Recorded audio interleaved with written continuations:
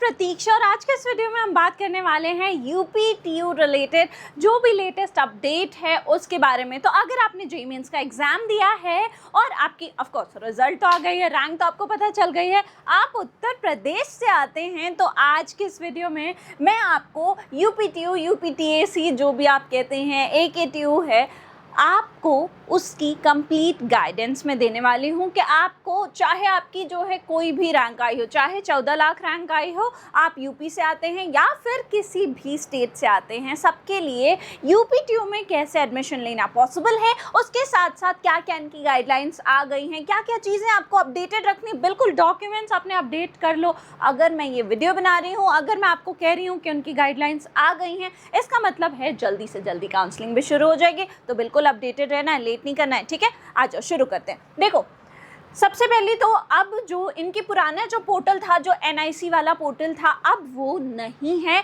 इनका नया पोर्टल जो है आ गया है, मतलब इनकी नई वेबसाइट आ गई है। वेबसाइट भी चलो मैं तुमको एक बार खोल के दिखा देती हूँ। ये है इनकी नई वेबसाइट uptacsummit.edu.in अब हो गया है, पहले एनआईसी था। ठीक है, तो देखो बेसिकली यहाँ पे अब थोड़ा सा स्ट्रक्चर्ड सारी चीज़ें हो गई हैं। आप देखोगे नोटिसेस में तो आपको दिखेगा इन्फॉर्मेशन ब्रोशर भी आ गया है, सर्टिफिकेट फॉर्मेट्स भी आ गए हैं, अपेंडिक्स भी इंफॉर्मेशन भी आ गई है। तो मतलब अब इन्होंने सारी चीज़ें अपडेट करना चालू कर दी हैं। कहने का क्या मतलब है, अगर ये लोग ब्रोशर भेज रहे हैं, आपको सारे फॉर्मेट बता रहे हैं कि आप अगर कोई भी सर्टिफिकेट है तो वो किस फॉर्मेट में इस बार चाहिए होगा, उसको अपडेटेड रखना है आपको, तो क्या मतलब है, काउंसलिंग जल्दी शुरू होने वाली है। देखो, हो सकता है 2 जून से काउंसलिंग शुरू हो जाए जोसा की, उसके जस्ट बाद शुरू हो जाएगी यूपी-टीयू की भी काउंसलिंग। अब आपको आपकी जो रैंक आई है उस पर यूपी में कौन कौन से कॉलेजेस मिलेंगे, ये सब भी मैं इसी वीडियो में बताऊंगी। तो आपको क्या करना है, वीडियो को बस एंड तक देखना है। ठीक है, चल, चैनल को सब्सक्राइब नहीं किया तो सब्सक्राइब कर लेना। शुरू करते हैं। तो सबसे पहली चीज़, इन्फॉर्मेशन ब्रोशर भी आ चुकी है। अगर मैं ब्रोशर एक बारी को आपको खोल के भी दिखा दूँ तो देखो, इसमें बेसिक सारी चीज़ें दी हुई हैं कि क्या क्या जो है आपको इन्फॉर्मेशन है। ये पहले तो नई जो इनकी वेबसाइट है उसके बारे में, कोर्सेज़ के बारे में इन्फॉर्मेशन है ना, एलिजिबिलिटी क्राइटेरिया क्या है बीटेक में, एमटेक में, सारे कोर्सेज़ में, उससे रिलेटेड जो है आपको पूरी इन्फॉर्मेशन मिलेगी। ठीक है, देखो सारे कोर्सेज़ की इन्फॉर्मेशन है, ये सब का सब जो है डला हुआ है। तो बेसिकली 14-15 पेज की एक आपको बेसिक जो चीज़ें जाननी चाहिए आपको, वो सब इन्होंने पूरा ब्रोशर रिलीज़ कर दिया है। तो बेसिकली ये सब आपको इनकी वेबसाइट पे मिल जाएगा।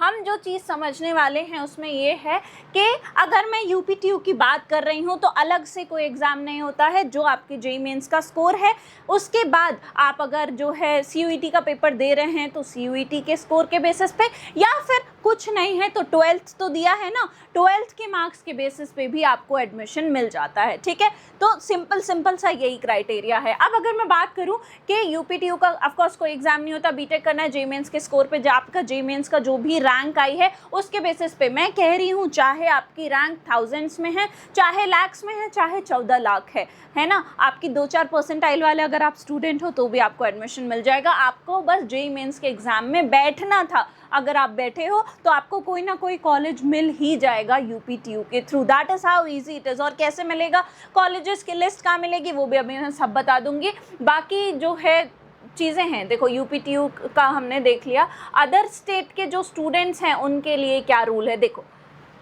मैं बताती हूँ। काउंसलिंग में कैसा सिस्टम है, 1, 2, 3, 4 राउंड की काउंसलिंग हुई, उसमें यूपी के डोमिसाइल, अब अगर मेरे पास यूपी का डोमिसाइल है तो मैं स्टार्टिंग के 4 राउंड्स में बैठ सकती हूँ। तो क्या जो स्टूडेंट्स बाहर से आते हैं उनके पास कोई ऑप्शन नहीं है? ऐसा नहीं है। अगर आपके पास जो है यूपी की डोमिसाइल नहीं है और यूपी का कॉलेज जो है आप टारगेट कर रहे हैं यूपी-टीयू के थ्रू, ठीक है, यूपी-टीयू काउंसलिंग के थ्रू अगर आप यूपी का कॉलेज टारगेट कर रहे हैं तो आपके पास भी ऑप्शन है कि आप जो लास्ट में इनका राउंड हो, स्पेशल स्पॉट राउंड होता है, उसके थ्रू आप उसमें पार्टिसिपेट कर सकते हैं। तो अदर स्टेट कैंडिडेट्स के पास भी ऑप्शन है और सबको मिल जाता है। मैं बार बार कह रही हूँ, जेईई मेंस में आपकी जो भी रैंक आ रही है आपको यूपी-टीयू के थ्रू यूपी में कोई ना कोई कॉलेज मिल ही जाएगा, बस काउंसलिंग प्रॉपर तरीके से करानी है। ठीक है, अब देखो इससे यहाँ पे कंफ्यूजन वगैरह हुआ था, ये सब की कोई टेंशन नहीं है। मैंने आपको बता दिया है कि अगर आप चाहे बाहर से आते हैं चाहे यूपी से आते हैं, सिंपली आपको एडमिशन मिल जाएगा। पहले 4 राउंड में डोमिसाइल वालों को मिलेगा, उसके बाद के जो स्पॉट राउंड है, स्पेशल राउंड है, उसमें बाहर वालों को भी एंट्री हो जाती है। अब फुल्ली ऑनलाइन काउंसलिंग होती है, जैसे कोई भी काउंसलिंग होती है इसका भी प्रोसेस वैसा ही है। सबसे पहले आपने एग्जाम दिया, एग्जाम का रिजल्ट आया, उसके बाद जो है जब काउंसलिंग की प्रोसेस शुरू होगी तो रजिस्ट्रेशन करना होगा, मतलब अपने बारे में बताइए, अपनी डिटेल्स बताइए, बिल्कुल सही सही करना। उसके बाद फी पेमेंट करिए, डॉक्यूमेंट अपलोड। अब अगर डॉक्यूमेंट की हम बात कर रहे हैं तो बेसिक डॉक्यूमेंट्स ठीक है, 10th-12th का मार्कशीट है और फोटोज़ हैं, वो सब चीज़ें हैं, आईडी प्रूफ है, सब चीज़ें। उसके साथ साथ अगर आप जैसे PWD सर्टिफिकेट है आपका, वो एप्लीकेबल है, वो लगाना है, या फिर SC/ST कैटेगरी से आते हो, OBC NCL कैटेगरी से आते हो, तो यार OBC NCL की अगर मैं बात करूँ तो आपका सबसे लेटेस्ट मतलब फर्स्ट स्टेप 31 मार्च के बाद वाला चाहिए, और उत्तर प्रदेश के शासन वाला जो आपका अब नया आया होगा, आपने अगर बनवाया होगा तो वो वाला आपको जो है यहाँ पे अपना डॉक्यूमेंट अपलोड करना है, ठीक है। उसको बनवा के रेडी रख लो। मैं आपको दिखाती हूँ इनकी वेबसाइट पे, देखो सर्टिफिकेट का फॉर्मेट भी इन्होंने दे दिया है, तो अब आपको सारी चीज़ों का कोई बहाना नहीं चलेगा अब, है ना, क्योंकि सारी चीज़ों का फॉर्मेट इन्होंने बता दिया है। देखो जैसे आपकी कोई भी कैटेगरी है, सारे फॉर्मेट्स इन्होंने पूरे के पूरे दे दिए हैं कि आप देख लो अपने हिसाब से। देखो NCL कैटेगरी का भी जो है वो है, आपको कौन सा एक्सेप्टेबल फॉर्मेट है, कौन सा एक्सेप्टेबल फॉर्मेट नहीं है। उत्तर प्रदेश के शासन वाला, जैसे OBC NCL के लिए आपको 31 मार्च के बाद वाला लगेगा, तो बनवा लो, रख लो अपने पास सारे अपडेटेड डॉक्यूमेंट्स, बाद में कोई भी प्रॉब्लम नहीं आएगी। देखो सारे के सारे फॉर्मेट्स जो हैं इन्होंने दे दिए हैं, तो आपको सिंपली कुछ नहीं करना है, आपको अपने सारे अपडेटेड डॉक्यूमेंट्स जो हैं बिल्कुल रेडी रखने हैं। जैसे reservation is available only for candidates from Uttar Pradesh. Reservation किसके लिए है? अगर आप डोमिसाइल वाले स्टूडेंट हैं तो आपके पास रिजर्वेशन है, ठीक है। बाकी special care is required for OBC NCL certificate. देखो सीधी सी बात है, मैंने बता दिया OBC NCL वालों को आपको अपना नया जो है बिल्कुल लेटेस्ट वाला लगाना है, और क्या एक्सेप्टेबल है क्या नहीं एक्सेप्टेबल है ये सब आपको जो है वेबसाइट पे दिख जाएगा, जाओ विजिट करो। और अगर आपने 1 अप्रैल के बाद वाला जो है बनवा लिया है तो वेल एंड गुड। SC/ST वालों के लिए भी सेम है, PWD कैटेगरी है, सारी की सारी चीज़ें इन्होंने अपडेट कर दी हैं। अब अगर ये लोग अपडेट कर रहे हैं इसका मतलब काउंसलिंग जल्दी शुरू होने वाली है, रेडी हो जाओ, ठीक है। उसके बाद डॉक्यूमेंट्स अपलोड करने होते हैं, ये हमने कर लिया। उसके बाद ऑनलाइन वेरिफिकेशन होती है, फिर आता है चॉइस फिलिंग का नंबर। अब चॉइस फिलिंग में आपको कैसे पता चलेगा कि कौन सा कॉलेज आपको आपकी पर्टिकुलर रैंक पे मिल रहा है, इसमें भी मैं आपकी हेल्प कर देती हूँ। आपको क्या करना है, सिंपली studentkhabri.com पे जाना है। आप क्योंकि UPTU की काउंसलिंग में बैठ रहे हैं तो आपको क्या करना है, studentkhabri.com पे जाना है, ये हमारी वेबसाइट है। इंजीनियरिंग के सेक्शन में आपको दिख जाएंगे प्रेडिक्टर्स, ठीक है। इंजीनियरिंग के सेक्शन में आपको सारे प्रेडिक्टर्स दिख जाएंगे। आप क्योंकि जैसे CSAB में कोई जाना चाहता है, CSAB का प्रेडिक्टर है। अब क्योंकि एडवांस के एग्जाम्स हो चुके हैं तो IIT का प्रेडिक्टर है, जोसा का प्रेडिक्टर है, MPDT का प्रेडिक्टर है। लेकिन आज हम UP के स्टूडेंट्स की बात करें, या फिर जो भी स्टूडेंट्स UP की काउंसलिंग में जाना चाहते हैं उनकी बात कर रहे हैं, तो UPTU का प्रेडिक्टर है। प्रेडिक्ट नाउ पे क्लिक करो, नॉमिनल सा चार्ज दे के यार तुम इस टूल को यूज़ कर सकते हो। इतना ईजी फॉर्मेट है, कुछ नहीं करना है।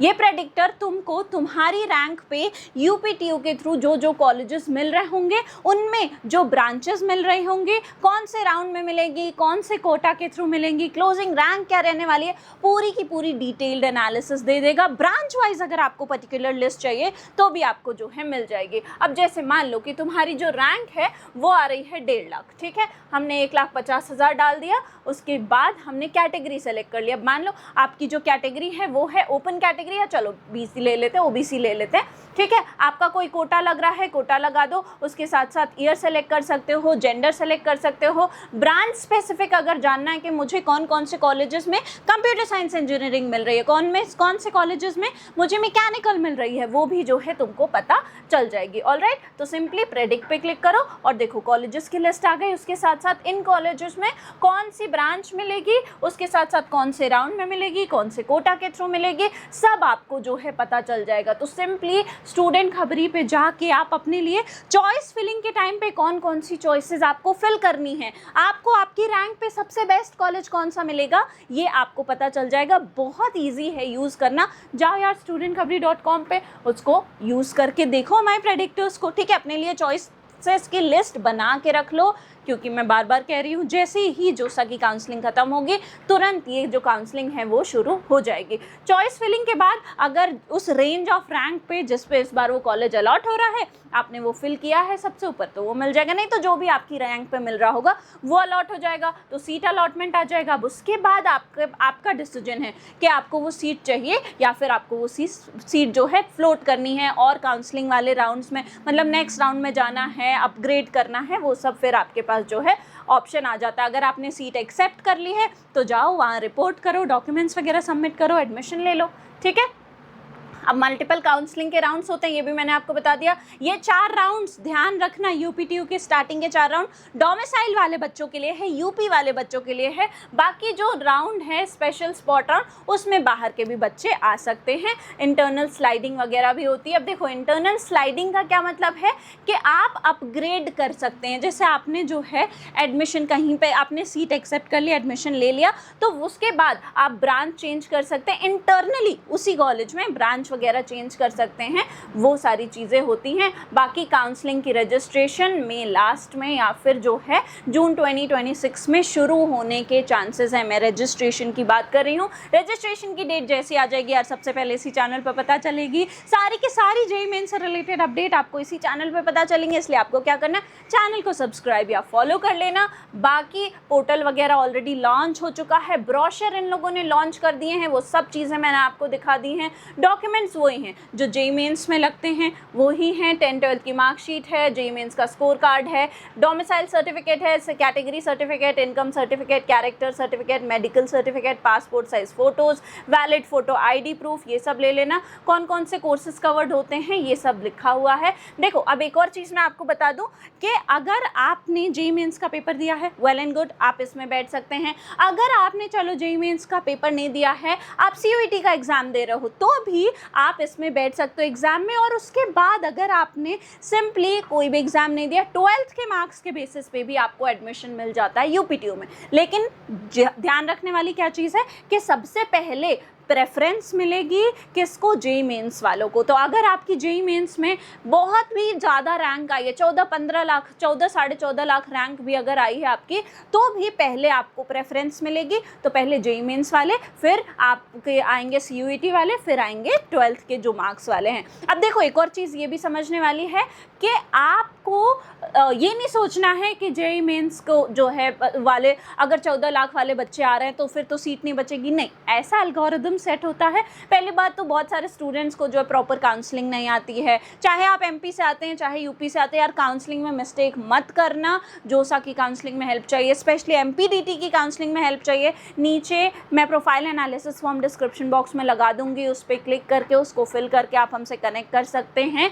तो अपनी रैंक पे बेस्ट कॉलेज जाओ। खैर हम बात कर रहे थे कि आपको ये बिल्कुल नहीं सोचना है कि सारी की सारी सीट्स फिल हो जाएंगी। आपको क्या देखना है कि इनका एल्गोरिदम ऐसा सेट है कि चाहे आप सीयूईटी के थ्रू एडमिशन ले रहे हैं चाहे 12th के थ्रू एडमिशन ले रहे हैं, आपको सीट्स मिल जाएंगी। तो सीट्स मिल जाती हैं यूपीटीयू के थ्रू। तो नो मैटर व्हाट, अगर इस बार आपको कॉलेज लेना है, यूपी से आते हो या फिर यूपीटीयू की काउंसलिंग में बैठना चाहते हो, कॉलेजेस मिल जाएंगे, टेंशन नहीं लेना है। बाकी आपको studentkhabari.com पे प्रेडिक्टर्स जो हैं सारे के सारे लाइव हो चुके हैं। यूपीटीयू का प्रेडिक्टर जो है वो आपके लिए लाइव हो चुका है, जाओ देखो और अपने लिए जो है कॉलेजेस की लिस्ट निकालो, अपनी रैंक पुट करो और सिंपली आपको क्या करना है, अपने लिए कॉलेजेस की लिस्ट निकालनी है, ठीक है। तो आई होप ये वीडियो आपके लिए इन्फॉर्मेटिव रही हो। जो भी अपडेट आएगी सबसे पहले इसी चैनल पे मिलेगी। तो उस केस में आपको क्या करना होता है, चैनल को सब्सक्राइब करना, वीडियो को लाइक करना और बेल आइकन दबाना ना भूलें। I hope you like this video. For more such videos, keep watching.